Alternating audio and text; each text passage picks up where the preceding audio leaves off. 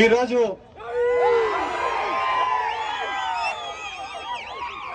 YSR Congress party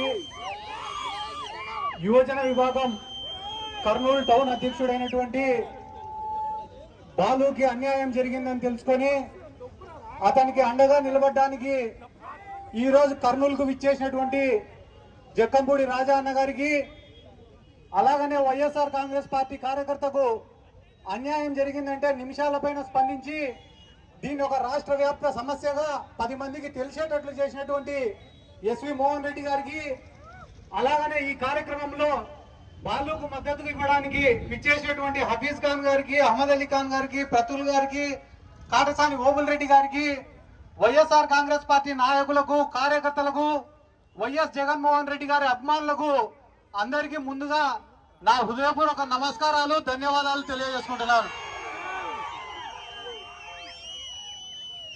బాలుకు అన్యాయం జరిగింది, పాపం ఆయన ఆత్మహత్యాయత్నం చేసినాడని తెలుసుకొని నిన్న ఆయన ఇంటికి వెళ్ళడం జరిగింది. మేము ఆయన ఇంటికి వెళ్ళిన తర్వాత అక్కడ విలేకరులు నన్ను అడిగినారు, దీనిపైన మీ స్పందన ఏముంది అని అడిగితే, నేను మంత్రి గారిని అడిగినా, సార్ మీరేం సార్ అంతా ఖాళీగా ఉన్నారా, మీకేం పనులు లేవా, మీకు ఒక శాఖ ఇచ్చినారు కదా సార్ పని చేయమని, ఆ పనులన్నీ సాలించుకొని ఈ పిల్లోని మీద ఎందుకు పడినావు సార్, నువ్వు తప్పు కదా సార్, నీకు 10 మందికి మేలు చేసేదానికి, ఈ కర్నూలుని అభివృద్ధి చేసేదానికి మంత్రి పదవి ఇస్తే ఆ పిల్లోడి పైన పగ తీర్చుకునేదానికి నీ మంత్రి పదవిని వాడుకుంటాను కదా సార్, తప్పు సార్ అని చెప్పి నేను మీ మీడియా వాళ్ళకి చెప్పిన.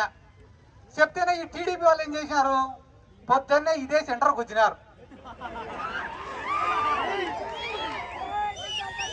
ఇదే సెంటర్కి వచ్చి ఎస్వి మోహన్ రెడ్డిని, సిద్ధార్థ రెడ్డిని అరెస్ట్ చేయాలంట. ఒరే మీరు అన్యాయంగా అరెస్ట్ చేస్తారని మేము ధర్నా చేస్తాండి. మళ్ళా వచ్చి సిద్ధార్థ రెడ్డిని అరెస్ట్ చేయాలంటాడు వాడు. ఒరే ఆ సబ్జెక్టులో నేను వేసిన మొక్కలు ఇప్పటికి చెట్లు కూడా ఉంటాయి.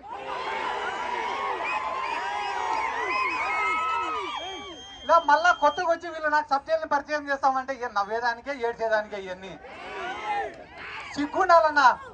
వాళ్ళ బతుకులకు కొంచెమన్నా రోషం, మానం, మర్యాదను ఉండాలా. ఎస్వి మోహన్ రెడ్డిని అరెస్ట్ చేసినా ఒక అర్థం, సిద్ధార్థ రెడ్డిని అరెస్ట్ చేసినా ఒక అర్థం కాదన్నా. అమ్మాయి కూడా ఆ పిల్లోడు సతీష్ అనే పిల్లోడిని రోజు స్టేషన్ కాడికి తిప్పుతాంటే మన ఇళ్లలో పిల్లలు లేరా అన్న. ఒక పిల్లోడు చచ్చిపోతే ఆ కుటుంబంలో ఎంత క్షోభ ఉంటుందో వీళ్ళకేం తెలుసా నా డబ్బు నెటోళ్ళకి. రోజు ₹1 కోటి ఎత్తుతా ఆడిన మినిస్టర్. వాస్తవం చెప్తా, ఒకటి రాసి పెట్టుకోదా, మీడియా వాళ్ళు ఉన్నారు, మినిస్టర్ కూడా చూస్తున్నాడు ఖచ్చితంగా. మొన్ననే ఫార్మా కంపెనీ వాళ్ళ కాడ 45 కోట్లు ఎత్తినాడు ఈయన మినిస్టర్. నారా లోకేష్ కూడా తెలియకుండా 45 కోట్లు ఎత్తినాడు. ఎత్తితే నారా లోకేష్ పిలిపించినాడు భరత్ని, పిలిపించి నాకు తెలియకుండా నువ్వు ఎట్ట ఎత్తినావు,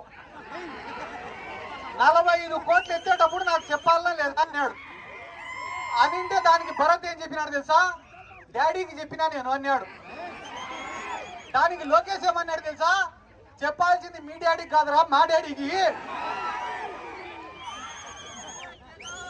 వీళ్ళు ఇంత నీచంగా ఇదే పూడిచెర్ల కాడ సోలార్ పడితే దాని పక్కన 1600 ఎకరాలు కొనుక్కునేదానికి ఈ టీజీ భరత్ సిద్ధమన్నాడు. మొన్న వాయినా వాళ్ళ పిఏ ఇద్దరు కలిసి పోతారంట కారులో. పోతా అంటే ఈ టీజీ భరత్ చెప్పాడంట వాళ్ళ పిఏకి, ఒరే ఈ ల్యాండ్ భలే ఉందిరా బుజ్జగించు.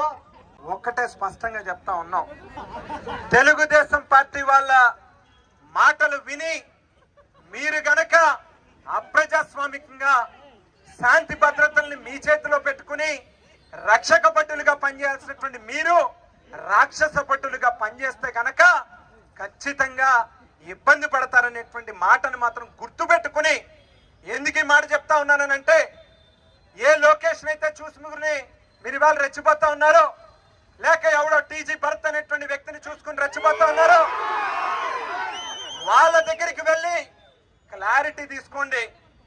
అయ్యా లోకేష్ గారు, అయ్యా భరత్ గారు, రేపన్న నాడు మాకు ఇబ్బంది వచ్చినటువంటి రోజు మీరు మాతో నిలుస్తారా అని చెప్పి క్లారిటీ తీసుకోండి.